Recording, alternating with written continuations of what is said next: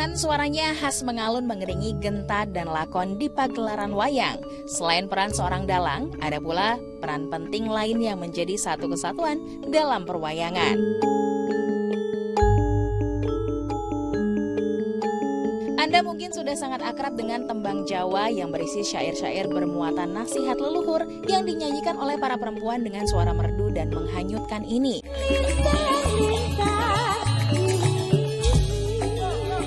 Sinden sendiri merupakan sebutan bagi wanita yang bernyanyi, mengiringi orkestra gamelan, dan umumnya sebagai penyanyi satu-satunya, di mana syarat untuk jadi pesinden yang baik, yakni harus mempunyai kemampuan komunikasi yang luas, serta keahlian vokal yang mumpuni dalam menyanyikan tembang.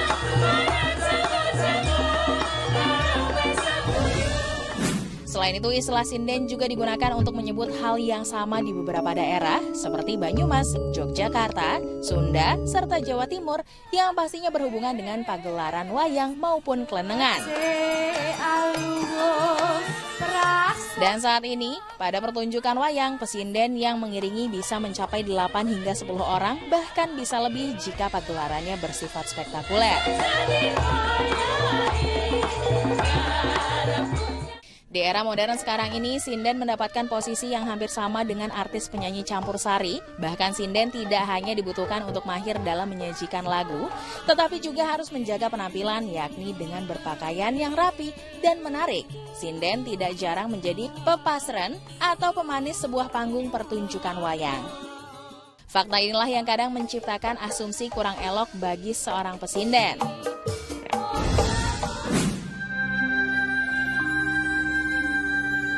Tak hanya itu saja, keberadaan sinden pun bahkan menuai sejumlah kisah mistis yang dipercaya oleh beberapa kalangan. Apa sajakah itu? Berikut Asal Muasal akan mengajak Anda menelusuri kisah tentang sinden dan segala mitos yang menyertainya dalam jelajah waktu dan cerita.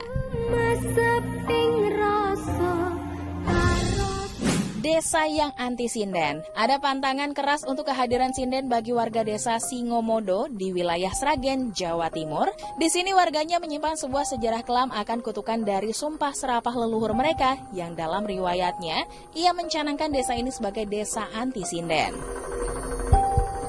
Konon di desa ini ada sebuah makam dari sesepuh yang dikenal sebagai Eyang Singomodo, seorang tokoh yang tekun menyiarkan ajaran agama Islam pada masanya. Beliau dengan tegas melarang kehadiran sinden ke desa ini karena seorang pengikutnya pernah melanggar kaidah karena kepincut pesona seorang pesinden.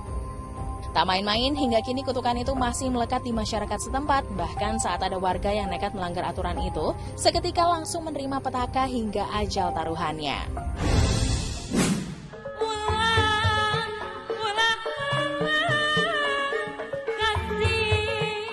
Misteri selanjutnya datang dari Sukabumi, di mana ada sebuah jembatan yang membuat warga setempat kerap merinding karena sering terdengar ada suara sinden lengkap dengan alunan gamelan pada malam hari. Lokasi jembatan angker itu terletak di Ciberem yang melintasi Sungai Cicatih dan merupakan batas dua kecamatan yakni Warung Kiara dan Cikembar, Sukabumi, Jawa Barat.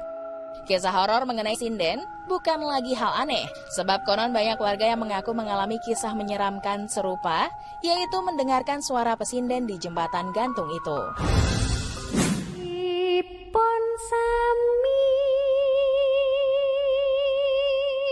Membahas mengenai alunan suara pesinden, Anda barangkali sering mendengar sejumlah tembang berbahasa Jawa yang dipercaya memiliki nilai mistis. Ada yang bahkan menganggap beberapa tembang itu merupakan senandung pemanggil setan. Apa sajakah tembang yang kerap membuat bulu kuduk merinding saat mendengarkannya? Berikut Asal Muasal merangkumnya untuk Anda. Lengser wengi, seliramu Pertama, Lingsir Wengi. Tembang ini memang sudah sangat terkenal di kalangan masyarakat sebagai tembang pemanggil setan. Tembang ini juga sering dikaitkan dengan kemunculan setan perempuan yang sering dikenal kuntilanak. Terlebih sejak tembang Jawa ini menjadi soundtrack film horor di Indonesia. Namun tahukah Anda kalau sejatinya tembang dengan nada lirih ini diciptakan oleh Sunan Kalijaga? Konon lagu Lingsir Wengi biasanya didendangkan Sunan Kalijaga setelah sembahyang di malam hari. Hal ini sesuai dengan judulnya Lingsir Wengi yang dalam bahasa Jawa berarti saat menjelang tengah malam. Lingsir wengi sepi durung bisa. Dan sebagaimana lagu-lagu yang diciptakan oleh seorang wali atau ulama, lagu Lingsir Wengi sendiri sebenarnya berisi doa-doa dan pujian.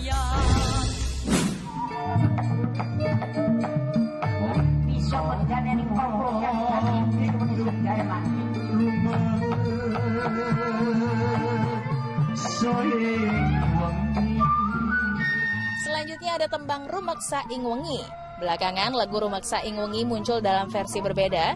Ia menjadi musik latar sebuah film horor. Roh lagu yang semula memohon perlindungan Tuhan menjadi seperti mantra pemanggil makhluk halus.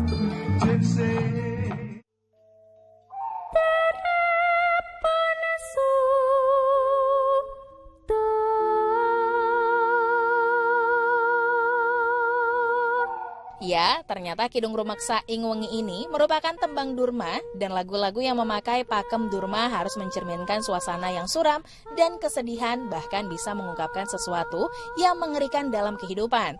Oleh sebab itu, lagu Rumeksa Ing Wengi juga dilantunkan dengan tempo lambat dan sangat menyayat hati, dan tembang ini pun jadi salah satu kidung ciptaan Sunan Kalijaga.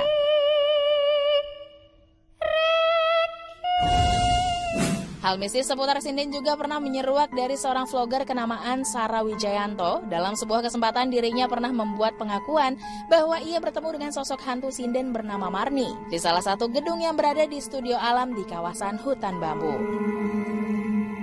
Dalam penerawangan gaibnya, sosok sinden yang ditemuinya itu memiliki paras yang cantik dan bentuk tubuh yang mengagumkan. Sosok gaib sinden Marni ini bukan pertama kalinya menjadi perbincangan di kalangan masyarakat, sebab di bangunan tua yang disebut sebagai Studio Alam Depok ini memang memiliki luas lahan puluhan hektar dan ada satu bangunan yang tampak memiliki aura mistis sangat kuat. Bahkan konon di tempat ini kerap melihat sosok gaib hingga kesurupan arwah pesinden bernama Marni. Bagaimana pemirsa? Apakah Anda berani berkunjung ke sana?